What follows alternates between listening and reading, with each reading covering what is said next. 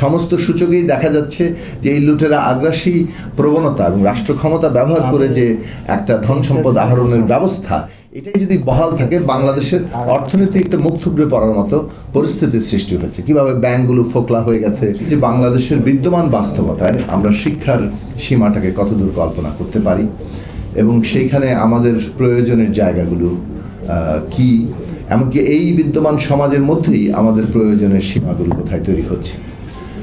এটা ঠিক যে আমাদের এখানে এ পর্যন্ত নির্ধারক শক্তি হচ্ছে একটা লুটেরা আগ্রাসী অর্থনীতি এবং রাষ্ট্র ক্ষমতা ব্যবহার করে একটা লুটেরা আগ্রাসী অর্থনীতি কায়েম থাকার ফলে শিক্ষার যে গুরুত্ব এবং বিশেষভাবে যখন একটা রাষ্ট্র তৈরি হয় অন্য রাষ্ট্রের নিরিখেই, কিন্তু মানে অর্থাৎ রাষ্ট্রের অস্তিত্ব কিন্তু অন্য রাষ্ট্রের নিরিখে আমরা কল্পনা করি।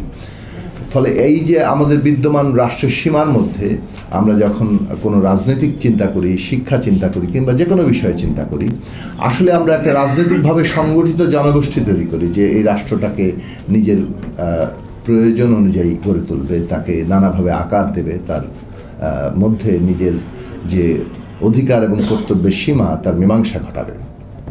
সেই জায়গা থেকে এই যে রাজনৈতিকভাবে একটা আমরা সংগঠিত হচ্ছি, জনগোষ্ঠী আকারে তৈরি হতে যাচ্ছি, সেটা বিদ্যমান রাষ্ট্রের মধ্যে আমরা আসলে কোথায় কতদূর যেতে পারি সেই জায়গা থেকে যদি আমরা ভাবি, এখানে বিদ্যমান রাষ্ট্রের প্রধান সংকটের জায়গা যে রাষ্ট্র ক্ষমতা ব্যবহার করে একটা লুটেরা আগ্রাসী অর্থনীতি এখানে চালু আছে এবং সেইটা এখন পর্যন্ত বহাল আছে। এমনকি এই যে ফ্যাসিবাদের পতন ঘটিয়েও আমরা যে নতুন যাত্রা করতে যাচ্ছি সেখানেও সেই আকারের খুব বড় আকার এখনো পরিবর্তন ঘটেনি।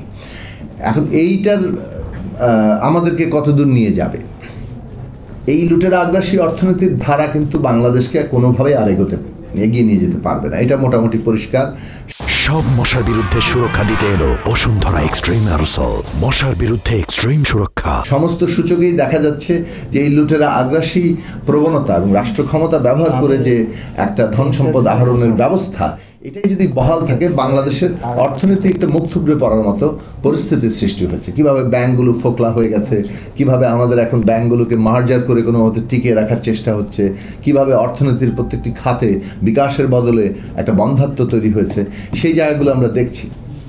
কাজেই বাংলাদেশের এই অর্থনৈতিক ব্যবস্থা বদলের একটা চাপ তৈরি হচ্ছে কিন্তু নিজের অস্তিত্বের সাথে, এবং সেইটা যদি আবার সম্পন্ন করতে যায়, এটা যেহেতু সব পরস্পর সম্পর্কিত ব্যাপার, শিক্ষার পুনর্গঠন ছাড়া আমরা আসলে ওই অর্থনৈতিক ব্যবস্থা কল্পনা করলেও সেটা আসলে বাস্তবে রূপ নেবে না। কাজেই শিক্ষার পুনর্গঠন একটা গুরুত্বপূর্ণ জায়গা, বলা চলে সব মানে একেবারেই অগ্রাধিকার জায়গা, সেইটা আমাদের প্রথমে স্বীকার করতে হবে। এবং সেই ক্ষেত্রে আমরা যে জায়গাটা মনে করি যে বাংলাদেশের এই যে একটা উৎপাদনশীল অর্থনৈতিক ব্যবস্থা এখানে তৈরি করা এবং যেটার মধ্য দিয়ে মানুষের মধ্যে সুযোগের সমতা তৈরি হবে এবং সম্পদের বন্টনের অধিকতর ন্যায্যতা তৈরি হবে এবং আরও অধিকতর সমতাভিত্তিক সমাজের যে মানুষের দাবি অথবা স্বপ্ন, সেটার একটা পথ তৈরি হবে। এই জায়গাটা যদি আমাদের অর্থনৈতিক পরিকল্পনা হয়, তাহলে তার সাথে সঙ্গতিপূর্ণ একটা শিক্ষার পুনর্গঠনের পরিকল্পনা আমরা হাজির করতে চাই। এবং সেই জায়গাতে আমরা মনে করি যে বাংলাদেশে 12 ক্লাস পর্যন্ত মানে দ্বাদশ শ্রেণী পর্যন্ত শিক্ষার দায়িত্ব রাষ্ট্রকে নিতে হবে। এইটা প্রথমত নীতিগত প্রশ্ন, এবং এই নীতিগত প্রশ্ন যখন আমরা গ্রহণ করি, এটা হবে হয়তো একটা সুইচ টিপলেই হয়ে যাবে না, কিন্তু এর জন্য প্রয়োজনীয় নীতি কাঠামো তৈরি করতে হবে যে এই দ্বাদশ শ্রেণী পর্যন্ত আমরা সমস্ত শিশুকে কিভাবে রাষ্ট্রের আওতায়, রাষ্ট্রের খাতে এনে আমরা শিক্ষার ব্যবস্থা করতে পারি। তার জন্য একদিকে যেমন বাজেটের প্রয়োজন আছে, বরাদ্দের প্রয়োজন আছে, সেই বরাদ্দের দাবি কিন্তু